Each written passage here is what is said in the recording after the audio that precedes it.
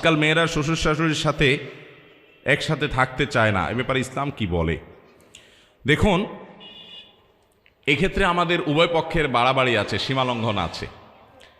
যারা বৌমা আছেন তারা মনে রাখতে হবে, শ্বশুর শাশুড়ি তারা মা বাবার মতো, তারা বয়সে বড়, মা বাবার মতো, তারা মুরব্বী। নবী করিম সাল্লাল্লাহু আলাইহি ওয়াসাল্লাম বলেছেন, যে ব্যক্তি আমার উম্মতের মধ্যে বয়সে বড় সিনিয়র মুরব্বীদেরকে যে সম্মান করে না, শ্রদ্ধা করে না, সে আমার উম্মত হতে পারে না।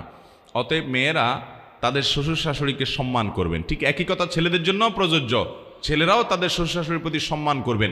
অনেক ছেলেরা আছে নিজের স্ত্রীকে কষ্ট দেয়, শ্বশুর শাশুড়ির প্রতি অসম্মান করে।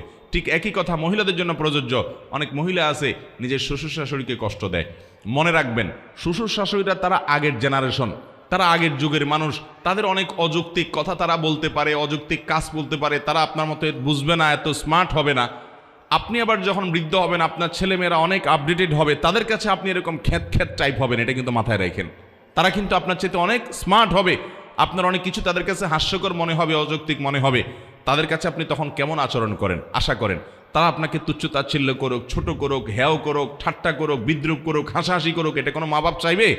যদি না চান, তাহলে আপনি আপনার শ্বশুর শাশুড়ি, আপনার মা বাবার প্রতি সেরকম আচরণ করেন এবং ভালো আচরণ করেন। বিশেষ করে আমাদের বাংলাদেশের প্রেক্ষাপটে যৌথ ফ্যামিলিতে বেশিরভাগ পরিবারগুলো থাকে, এবং ইসলামও এই কথা বলে যে বৃদ্ধ মা বাবা যারা থাকবেন তারা তাদের ছেলে মেয়েদেরকে যেরকম স্নেহ করার তাদের ইচ্ছা আছে, সন্তানদেরকে স্নেহ করার ইচ্ছা আছে, ঠিক একইভাবে নাতিপুতিদেরকে আদর করার ইচ্ছা আছে। শ্বশুর শাশুড়ির সে অধিকার যেন নষ্ট না হয়, সেটাও আদায় করার চেষ্টা করতে হবে। অতএব মা বোনরা শ্বশুর শাশুড়ির সাথে মিলেমিশে থাকার জন্য আপ্রাণ চেষ্টা করবেন, বিশেষ করে বিয়ের পরে শুরুর দিকে।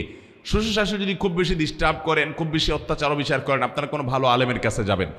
নিজে নিজে ডিসিশন না নিয়ে পুরো অবস্থার বিবরণ করে ওই আলেম যদি আপনাকে পারমিট করেন যে হ্যাঁ, এই অবস্থায় আপনি আপনার দিন রক্ষার জন্য আপনি আলাদা হতে পারেন, তারপরেও আপনি শ্বশুর শাশুড়ির প্রতি আন্তরিকতা থাকবে, তাদের কাছে যাওয়া আসা করবেন, নিজের ছেলে মেয়েগুলোকে নিয়ে যাবেন আদর করার জন্য, তাদেরকে নিয়ে আসবেন, যেভাবে হোক তাদের সাথে সম্পর্ক আপনাকে রাখতেই হবে।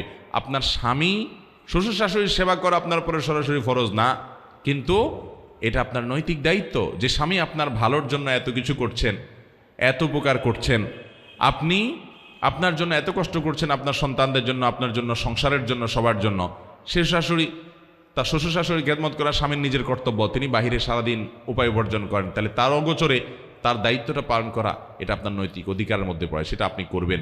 এবং মনে রাখবেন, আজকে আপনি বউ, একসময় শাশুড়ি হবেন, আজকে আপনি ছেলে, একসময় শ্বশুর হবেন।